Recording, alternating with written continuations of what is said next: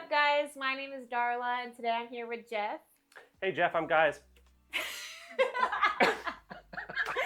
And today, he's going to tell us about his Shovelhead. It's a Shovelhead. It's a 74 FLH. There's not much FLH about it now these days. So, yeah. Heard that. Yeah, no floorboards. We got rid of those. That was the first thing to go, just like huck them over the fence. Yeah, I see. I guess, how did it become to be what it is now?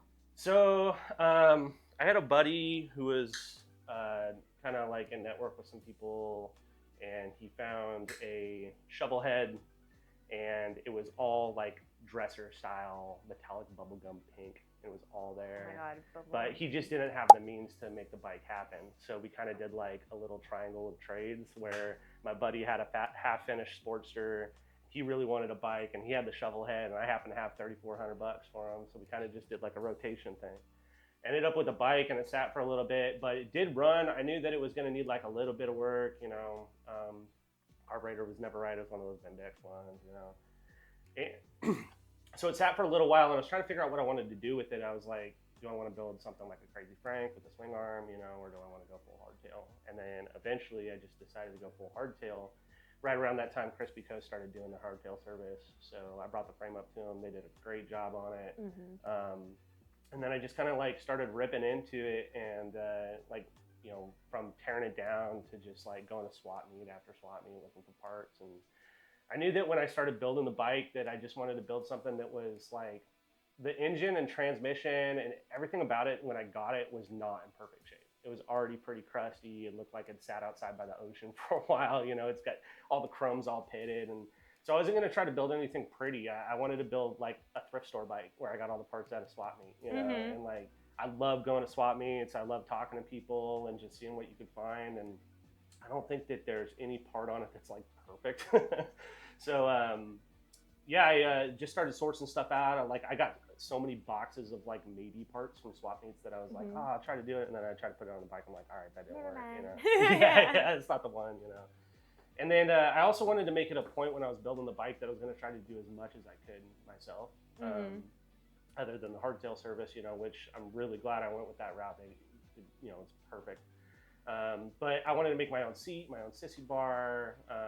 You know, I just wanted to do everything that I could. The exhaust was already on it when I got it, and I wasn't going to keep those because when you saw it when it was like the bagger setup, it just didn't really look right. And then when I got it hardtail and I put the front end on it and stuff, I was like, man, those pipes are kind of tight. Like they sit in there so good. And then I found the tank at the Turlock cycle swap, which was pretty cool.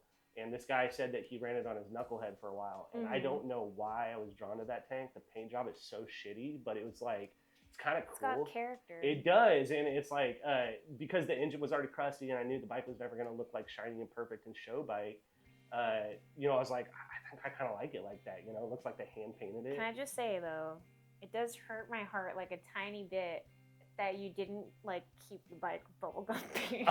You know what sucks is when I was tearing it down is like I was like, oh, these like tins are in perfect shape, and I was trying to lift up the tanks off of it, and I was being lazy, and I didn't disconnect the cross tube, and I'm like lifting them over the bike, and I got it up on the table. It's a few feet up in the air, and I start to fumble it, and it goes bink right on the ground, and just put a big old dent right in the bubble of the tank. I mean, obviously you're a manly dude. He's smoking meat right now. No lie. That is not an exaggeration. We got a pork butt out there. But if it was like bubblegum pink, I would just think like you keep bubblegum pink. That like white first seat you got going on over there, some of that. Right, yeah. You make it a whole like Hubba Bubba bike or Pepto Bismol. It is Pepto Bismol color too. That nailed it perfectly. Yeah, somebody put like metal flake. Get like a points cap that says like Pepto or something. Yeah. Then hit them up for royalties. You know? Yeah. The pink was really cool, and I have pictures of it somewhere. But it had like a leather bra, and it was all like from the 70s. It had originally somebody put a Hydroglide pan front end on it with a drum brake. And I ran that for a little bit, but the bike as it was really cool. It was person that my buddy bought it from, it was his wife's, and she rode it to service a few times. So I was like, okay, well, I know it's got miles, you know, but I didn't know what kind of work. So I was kind of surprised when I built the bike and I put it all back together and like it fired up and it ran. I had to dial some stuff in, you know, get the carbs working right, adjust the push rods and whatnot, but we got it going. A lot of it is like, other than like replacement parts, because these bikes need parts, most of it is like sourced from swap meets or trades, you know. The air filter is a Trident Supply, love their work, so, I couldn't go without one of those. That's cool. And then other than that, in the front wheel, I think everything was sourced by trading or making myself or swap meet. I made the seat. It's made out of full grain leather.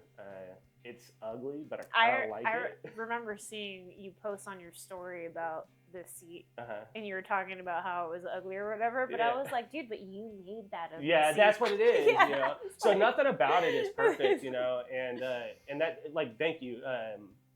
That's my perspective on like what choppers is to me, is like, what are you getting out of it? And I think that there's some people out there that just make some amazing products and great work. It's actually not even ugly.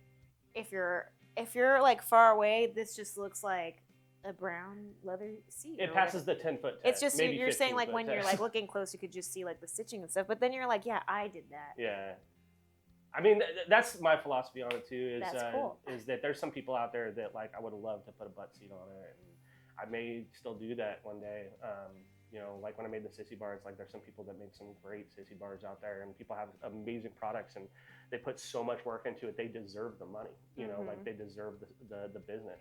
But for me, it was like, I built some bikes for my friends, and I just kind of wanted to do it my way and just do everything myself and learn lessons, along the way.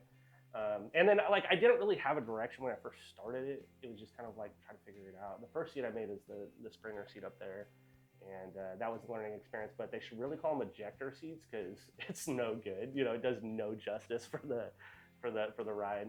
Alex can tell you about that. Yeah, I'm not a fan of Springer seats. I won't do that again. But you made that one though? Yeah, I made that one. I mean, that one looks pretty professional to me. Oh, thank you. The seat itself was pretty easy. The P pad was tricky, but that's my favorite part. I really like how the P pad came out. It's pretty cool. Yeah, started with like leather that was just raw and not dyed and stuff, and then hand scratched the pattern into it. But it's all learning experience for me. You know? I want a butt seat. Yeah, I mean, they're great, and you make some amazing products. There's this like pearlescent white one that's just like calling my name, and I am like, if anybody wants to send me $1, you could get enough dollars to get a butt. Yeah. If 600 people want to send me $1, then like, we'll see. Yeah. No, you make some great stuff, and I love the marketing. And it's just like, it's one of my favorite things about choppers is like seeing these companies of like him, Custom Destruction, seeing Crispy Co. like come up is like you're helping other people fulfill their dreams of like contributing to an art form. And it was an art form that is like still kind of new to me, So like I see people out there doing stuff, and I never wanted my seat to be perfect. I never wanted that, but like I could totally see why people go that direction. It's like, I'm going to make seats, and then I'm going to have seats on like the most badass bikes out there. Well, yeah, I mean, if you keep making a few more and then they just keep getting better and better, and you're like, damn.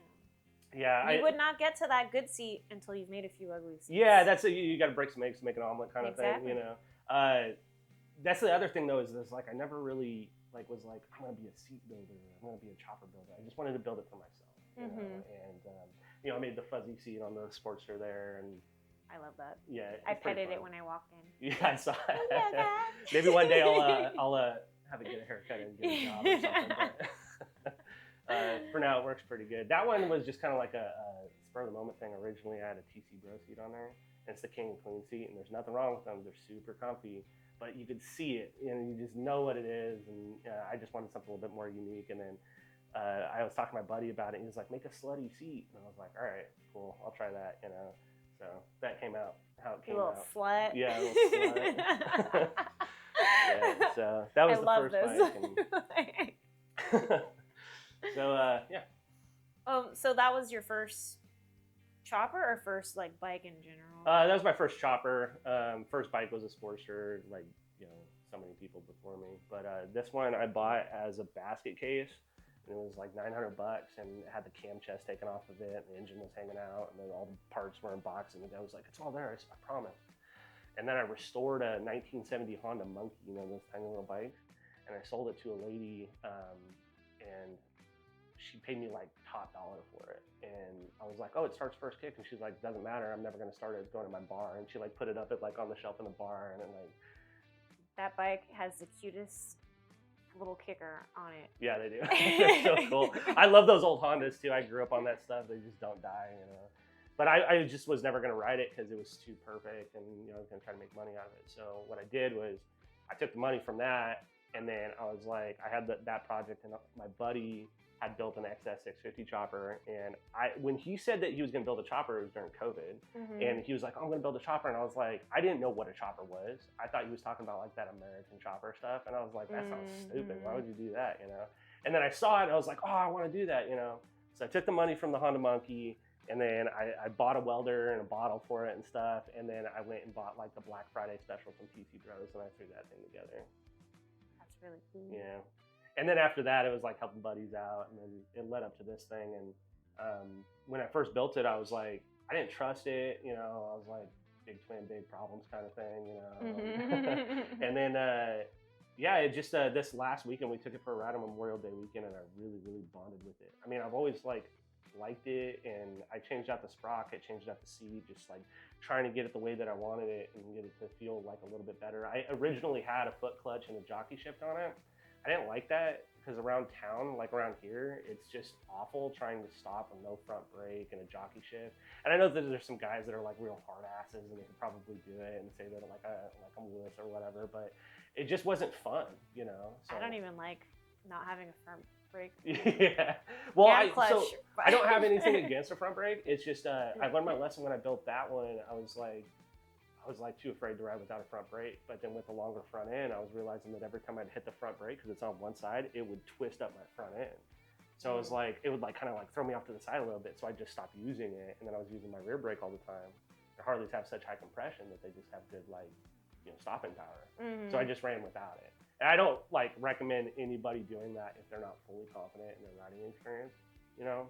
For me, it's more so just because I'm small and I need to like hold the brake just when I'm like trying to move the bike, or like not even so much like stopping with it necessarily. Yeah, I mean it's nice when you're on a hill or something, or you're like even just coming out of an easement out of a gas station, and you like got to lurch out into traffic. Like this thing without a front brake will just kind of like start to like it'll roll out into traffic like no stop, and I got like Flintstoning on the ground trying to get the thing to stop, you know. What is your plans next? For this, I don't know. I'm kind of happy with it right now. There's not much. You're like, just ride it.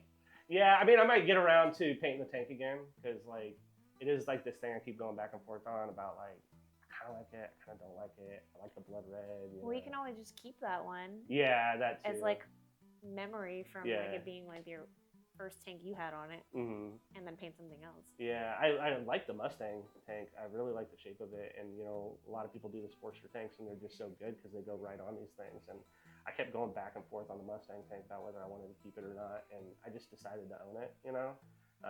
But I kind of like the paint job, so if I did it again, I'd do something similar, but maybe a little bit cleaner, you know. Sissy bar broke on the last trip, so I had to weld it last night and put it back together. You're like, you're gonna be on camera. Yeah. You're gonna be a star. We gotta make sure you're right, you know. You're gonna be a. Is that what you're doing? You're like, you're gonna be a star. Yeah. I'm giving it the pep talk this morning. Like, all right, you're gonna start first kick. Don't make me look stupid tomorrow. So I made the mid controls on it, and one of the things I've been wanting to do now that it comes to memory is I want to make a brake that goes off of it. Because right now I basically have to take my foot off and put it on the cone to use the front brake or the rear brake. I was gonna say that was like one of the first things I noticed is that, at least for me with my small feet, the gap between looks pretty far. Yeah. I don't even think I would probably have my foot fully off of this. So. Yeah, I mean, if you had clown shoes, it'd probably be fine. You know? It's not so bad. The cone's right there, and prior to the mid controls, I had the Prism ones that would kind of come up right under here under the cone, and they were just a little too low. Yeah. Can you see this? You're fine. Just put the heel on it. I can make an extension too. You know? Maybe I'll put floorboards on it. We'll go full circle. Not even like the mini floorboards, but like a full floorboard. Just a big bunker lid on the bottom of it. Pretty cool. Like off of a Suburban or something, you know. So yeah, I'd want to do something a little bit tighter there. setting new trends. Everyone's gonna be doing it by next year. Yeah. It's gonna be like that one that's like you gotta get off of like a '98 Wrangler. Those floorboards go right on. Yeah, and I'll probably reupholster the seat at some point. Just because it's kind of lumpy and lopsided, but does it at least feel comfortable? It's actually pretty good. I think that's all that really matters. Yeah. Well, when we went on the trip, I had my sissy bar bag. No one's gonna look at it when my ass is on it. Yeah. Yeah. It's also, since it's like leather, you have to treat it. Turns out like leather, yeah, it's cool, but you have to treat it. That's why everybody uses like vinyl and stuff. It's like if it gets wet by a sprinkler, it's just gonna be like turned dark and fade over time. And I guess that's so true. I haven't thought about that either. Yeah, I don't know. Like the leather is also too thick and stuff. But I don't know. It's my seat. It may be an ugly bitch, but it's my ugly bitch. Got any rides planned this summer? Yeah, so we're gonna do Virginia City Roundup. Is always a good one. It's one of the most beautiful rides for us to go up 50 and then go through South Lake Tahoe, Carson City. Probably meet up with the Death Traps for their camping trip out 108. It's gonna be fun. As many camping trips as we could plan. That's my favorite thing to do on these bikes, is to take off for a couple of days and just whatever you can fit on a bike. And, yeah, other than that, plan it by ear. Ride to get burgers and beers. I was just saying yesterday that the one food that I could always go for is a cheeseburger. Mm-hmm. But I don't mean like I love In-N-Out, but I don't mean that. I mean like those random burger joints that have like the crazy thick like steak fries, or you could get curly fries, or you can get tater tots, and then the burger is like this big like bacon avocado. Yeah. This like random place, like mom and pop burger places. You gotta open up another YouTube channel of burger hunting. Just going and having that like the best burgers. I'll be like, okay, this shake on a scale from 1 to 10. Yeah. They got the consistency is like a 4-star. Burger is definitely a solid 5.7. Okay, I'm gonna do that. You heard it here first, you guys. Coming soon to our second channel. Choppers and burgers. Yeah, we just. It's like that one guy with the hair, but with choppers and burgers. Fieri. Yeah, Guy Fieri. Fieri. Well, I'm gonna start. Okay, because I don't have a running bike right now, it's just interviews. But I am going to start on the same channel to do like vlogs and stuff. That could very well become a series where it's just like, today I'm riding to this place, and then it's just like you just watching me eating a cheeseburger for 5 minutes. Hey, somebody's into it. There's probably a lot of overlap between cheeseburgers and choppers. Oh, it'll be like, what's it called? Mukbang? Chopper mukbang. It's videos where people just like to watch people eat, and it's like food ASMR. It's just like I'm so out of touch with the internet. I didn't know that was a thing. That's a thing, right? That's mukbang. Yeah. I'm pretty sure that's what it's called. Yeah, it's a thing. Is there anything else that you want to go over before we bring to close? No. Just to the chopper people. Keep being cool, keep being creative. That's why we're all into it. It's a art form that I didn't know it was there until a couple of years ago, and I fell in love with it. And I know that there's other people that are still learning, and there's people that've been into it for a long time, and it hasn't stopped. Being inspired, I was inspired by the old street chopper magazines from the 70s or 60s and 70s, and those ones are really interesting because it shows like people like, this is how I transferred an image to a tank. And it's like, if you're trying to learn, pick those up. The Greasy Reaper books are great and hilarious, and artworks of their own, Yeah. So, yeah, keep it going,